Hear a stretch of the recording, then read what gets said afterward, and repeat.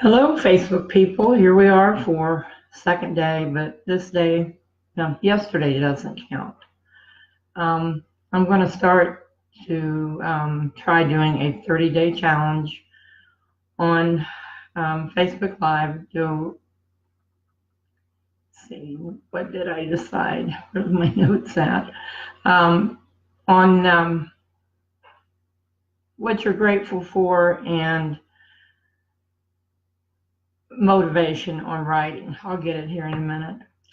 So actually today is going to be the first day that we start, and the first question is, what are you grateful for today? Myself, I'm grateful for my God, who is a great man in my life. I mean, if it hadn't been for him last year, I probably wouldn't be here. So, and also for my husband. Um, he's been gone 10 years now, but we didn't have very much time together, but you know, even if I'd known that ahead of time, I would have done it all over again, just for the fact that I had the time with him, and I was so grateful to have met him and loved him, and him loved me. He was a very special man. So those are my two gratefuls for today. Um, Leslie Federici also put up a question on her I can't remember whether it was her blog or the PAC blog. I'm not sure which one it was, but she had mentioned about if you feel like now that we're getting older, do you feel like you're invisible or disappearing, or is things picked up for you, or your confidence grown, or whatever? And we had a real good, thread going on about that. And surprisingly, most of the women that answered her video are like me. Believe it or not, I have more confidence now than I ever had a long time ago. Or maybe it's because I'm old enough now, I really don't care. I do care, but I mean, I'm not going to spend my life trying to do something to make everybody else happy. As long as I'm good and I'm not trying to hurt anybody, that's all that counts. You have to be looking out for yourself and be faithful to God and yourself, and don't become a doormat for anybody. So I'll put the link for Leslie's video down under this after a while. So and then we'll move on to motivation for writing. I had quite a few answers yesterday, or responses about the writing, about how to get started and what to do. And I got to thinking about there's a lot of things that all of us, I imagine, at one time or another, we have our own self-defeating excuses for why we don't do writing or painting or music or whatever it is that you want to do. I know when I was younger, I used to feel like that um, if I thought very much of myself or well of myself, that people would think I was conceited or stuck up or something like that. That's not that way. There is a line that you can cross, but there's also a matter of having self-respect and self-esteem for yourself. So you need to find that happy medium, and stay with it, because nobody's any better than anybody else. It doesn't matter. They might be better doing something like playing an instrument or writing a story or something like that, but no, we're all the same. God created us all the same.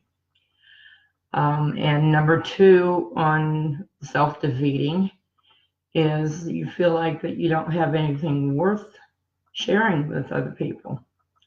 That's very wrong, because even though there are other people out there that has maybe the same topic that you're talking about or that you're doing or whatever, nobody does it like you do. So don't let that stop you. You're not going to please everybody, so don't worry about that or even try to. But you have what you can share with different people, and so don't let that stop you in any way. And I know there's some people come on here. Let's see who they are. Kenneth and Peter, welcome. My notes up here, it's hard to see who's coming on. Okay, and for number 3, you feel a lot of times maybe that you're inadequate or that you're not qualified or you're not competent. That is self-defeating. Turn those around. I am adequate to do writing or music or whatever you're going to do. You are qualified. If you put the time in, the work in, and the effort into it, you are qualified, and practice will get you confidence. So there's no excuses anymore. We're not going to let you out on excuses anymore. Another one is also says, I really don't have a lot of friends now, but I will when I make it, or when I sell a book, or I get my name on a website or a blog or whatever. Don't do it for that. Do it for yourself. Let's see, how do I explain this? Do the blogging in part for yourself, but you are also wanting to help people in the meantime. So you're kind of watching out for yourself and doing what you want to do, but you've also, you're going to help people, get where they want to. Just like right now, I'm trying to stumble through this motivation thing right now. I don't like doing videos, but I'm making myself do it, and hopefully some people will be motivated to do whatever they want to do, write or paint or music or whatever. It's just a matter of your mindset. And number 5, which I kind of already went over, is you're not gonna please everybody, so there's no reason even trying. So just do the best you can and try to be, you don't have to be better than anybody else, other than better than your own self that you were yesterday. That didn't come out right, but I think you know what I mean. So basically it's just a matter of getting rid of the negative thoughts, the negative flows, the negative people, and somebody trying to drag you down. Don't let it happen. If you need to, just back away, and you can do whatever you need to do to follow your dream.